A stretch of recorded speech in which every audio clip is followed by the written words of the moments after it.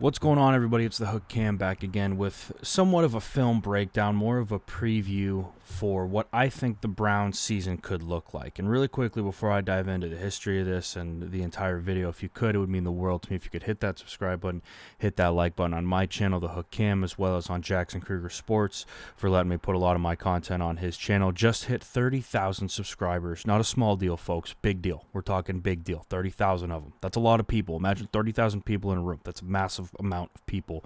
Congrats to him. Now, bringing me to the main point of this video. The Cleveland Browns. Last year, they make a blockbuster trade for Odell Beckham.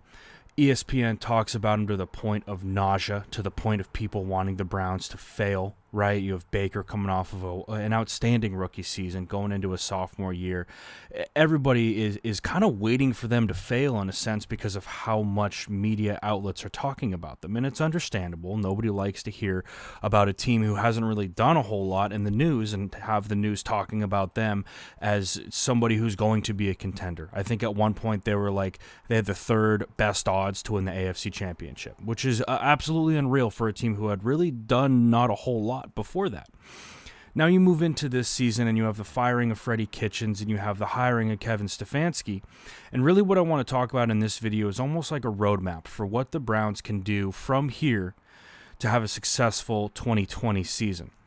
And the first things first, I do want to just address in the draft that I do think with that first pick that the Browns are going to make, I believe it's the 10th overall, that they will be picking an offensive tackle. And I think that is the biggest need for them going into next year. They need to shore up this offensive line. They have too much talent. They have too much talent around them to not be successful. And their offensive line, as worrisome as it was, I do think that there's a lot of chance that it will improve. Now, what Kevin Stefanski brings to the Browns, and the first couple of things I look at when I look at an offensive coordinator are, what is he running on third down? Right, because third down, when you think about it, those are your go-to plays. Those are your money plays. Those are the plays that you've practiced all week. We need to be efficient on third down. You're not getting anywhere down the football field if you're not good on third down. And so what I tried to do is I tried to find common film between the two teams, between the Browns and the Vikings. Now, the Browns and Vikings shared two common opponents, the Seahawks and the Broncos. Now, with this Seahawks game, I think it's really interesting because we're going to look at two short yardage situations from this game, and then we're going to see how the Vikings attacked it. Okay, this is the first one. There's a third and short. Tight game at this point, and obviously you need this conversion, right? And now when we think about the play calling between the two, with the Browns, this play is designed to run right into the teeth of this defense. This is just straight up power, okay? This is power. And you're running into the teeth of this thing, and it's actually not blocked up too poorly down at the bottom. I believe that these two are both working down and then up. Really, the penetration comes from this three technique. The Seahawks are in a really simple bear front right here with your 2-3 techs and, of course, your nose tackle. And what happens with this is this defensive tackle gets outstanding push on this guard who's pulling, right? So he's going to pull, and this tackle has to backside hinge. Well, when he goes to step into this gap, he's going to get blown up by this 3 tech. This is a tough thing to do. Right, but notably when you're in this situation, third and short, you can either run your head against a wall or you can be creative with your play calling. And this to me isn't a creative play call. This is a very simple play call. This is a play call that's going to get smoked. Right? Now you see the jet sweep, the motion in the backfield. The defense is just going to cover that up and they're going to bump to it with their safeties and linebackers, right? As we motion across this day, they're going to bump a little bit here, but really it's going to be on this dude who's going to seal the edge of this defense. Okay, so what happens? We run our regular power, right, without a fullback, and we end up getting stuffed. It's a loss of yardage. That was a failure as a down. Okay, now we look at this goal line situation. What do they do from here? Well, the Browns in this situation try to run G, right, and G is another pull in short yardage. So this is a small sample size, but I do think it's indicative of where this play calling was last year. Okay, now with G, they're going to get a down block from this tight end. They're going to get a down block from here, and we're going to pull with our guard and kick out. We're going to lead up with our fullback, and we're going to try and hit that gap right there. It's a great goal line play. I do like this play on the goal line. But at the same time, we just got stuffed. I'm not sure if it was earlier in this drive, but it was earlier in this game, right, where it wasn't a successful down. So once again, what I question why we wouldn't get creative in this situation. Why wouldn't we try and have a little bit of a run action? Why wouldn't we try and do something different? Now, we fast forward to the Vikings playing the Seahawks. right? And we look at the difference in the play calling again. Look at the personnel that we're lining up in. This is a really tight personnel. We're trying to get everybody on the defense just crammed together in a short area, right? But I love the creativity on this because we give a little jet sweep. And it's a lot different than what the Browns were trying to emphasize. And again, I'm not a master on Browns film or Browns play calling, but I didn't see a lot of play calls like this that looked creative and that looked to be somewhat efficient and that really utilized the skill that they had. Right now with this jet sweep, what they're going to do is they're going to leave 93 and they're going to work upfield with these two tight ends. Right? And the whole idea behind this jet sweep is that 93 is never going to be able to get up and make a play on this jet sweep in the time that it takes them to clear that space. Okay? And we work upfield with a guy like Stephon Diggs. Obviously, we can see how this all ties in, just the difference in the play calling. So we fast forward to another example from this game. Another 3rd and short. And this is just, to me, this is something that I didn't see the Browns utilize a lot last year, which is their play action game. And it's something that I think Stefanski is going to do an outstanding job with. Now, with this play action, again, it's 3rd and short, right? We motion this cat across the line of scrimmage, and we push him upfield. He's really just trying to clear out.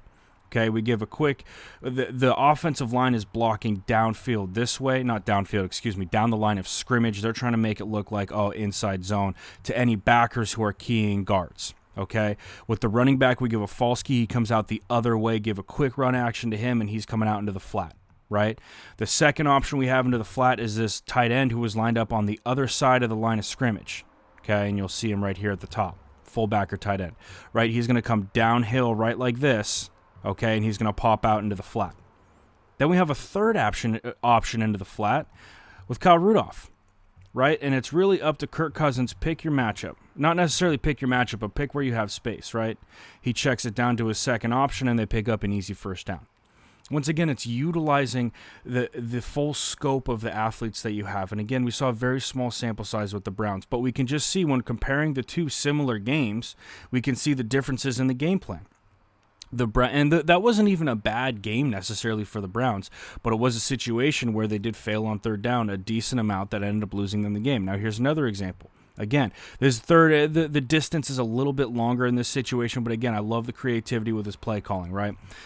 Empty backfield for the defense to line up against. Obviously, every team's going to have an empty check, so they're going to work into that. Okay, we're going to motion Dalvin Cook in right here. They have 12 personnel. They're going to push across the field with a drag with this cat. They're going to work basically you're working a levels concept where you're putting a backer in a bind in this situation. Now, what I love about this is they motion in Dalvin Cook, bring him into this so it looks like they're going to run a little pick route, and then they wheel him back out, right, in that zig or that whip route. Okay, and it's just an easy completion. There's nobody around him. I just loved everything about that play call. It was creative to me. It created space for their athletes, and it made an easy throw for a cat like Kirk Cousins. Now, moving on to what the Browns like to do in more of a 3rd and long situation with a guy like Freddie Kitchens, okay? What they like to do, and I've seen this a number of times, is they're going to work their isolated receiver, which how can you blame them? It's Odell Beckham or it's Jarvis Landry. It's guys who thrive in one-on-one situations, but the Browns just weren't completing those balls last year. This is against the Seahawks. Right? This is a solid job of getting Odell Beckham open. If they're not going to treat him with respect like that, do this, right? You motion him in short. That's going to bump off this corner. Okay, then they're going to work into a cover 3 look, and then he's just going to stem this thing to the out, but he's not even looking for this ball right now. Right? And we can go on and on about what the Browns did wrong last year, and I don't mean to throw shade, but there was a decent amount of it. You can see with this play right here, they're going to motion in their number 1 receiver to that number 2 spot, right? And then it's going to push off this cornerback, and they're going to take their number 1 and run a nice deep out right here. But again, doesn't get his head around fast enough. He's not catching this ball. They're not converting. And that can a lot of times have an effect on a quarterback, and it's frustrating. It's frustrating for the whole team, not just the quarterback. Let's be honest. When you're not converting 3rd downs, it's irritating for everybody involved. Instead of having a very simplistic way to call their 3rd downs, I think they were a little bit more creative. Now, the other thing that I do think Stefanski is going to help bring to Cleveland is he's really going to help that play action game. And we're going to see an example right here. In this game against the Broncos, again, a common opponent with the Browns. Right, this game against the Broncos, I'm sure if you guys can remember, the Vikings were down big in this game, and they came all the way back to win the football game. Really, really good job from Stefanski going into halftime, making the necessary adjustments and coming out and executing in the second half. Right, and this is something that I don't think we saw a lot from Baker last year, which is this true rollout. Okay, and you get this by having a great wide zone game. And if I went in to break that down, this video would be 30 minutes long, so I'm not going to do that.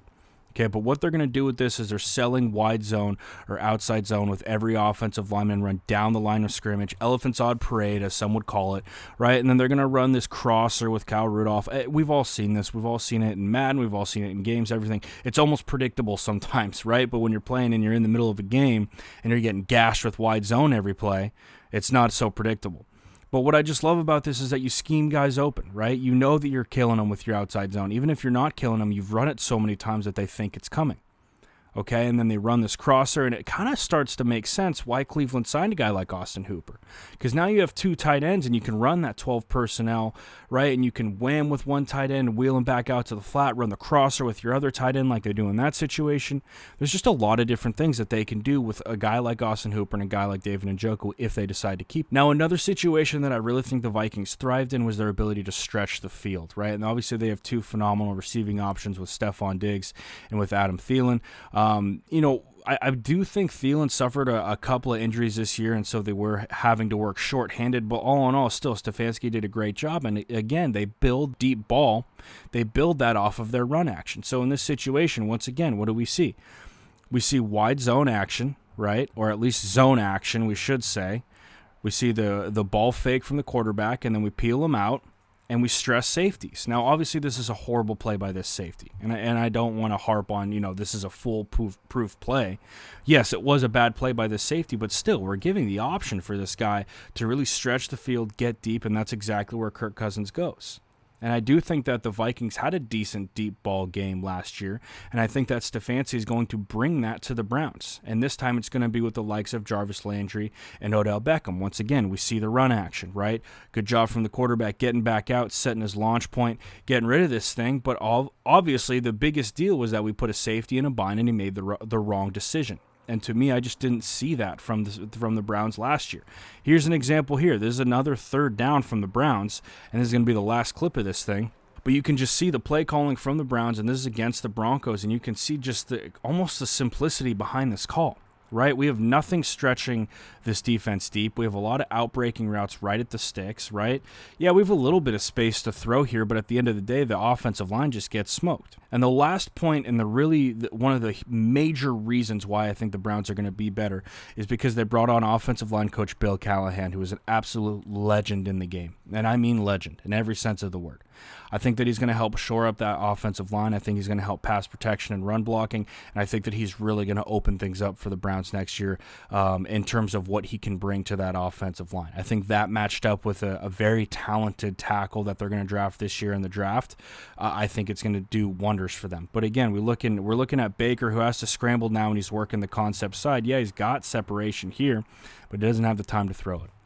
So again, the major things, the reasons why I think the Browns are going to be a lot better next year than they were this year. I think the coaching change with Stefanski is going to do wonders for him. I think hiring Bill Callahan is going to make this offensive line a different animal next year. And then, of course, I just think that the fact that they're kind of out of the spotlight is going to help a ton.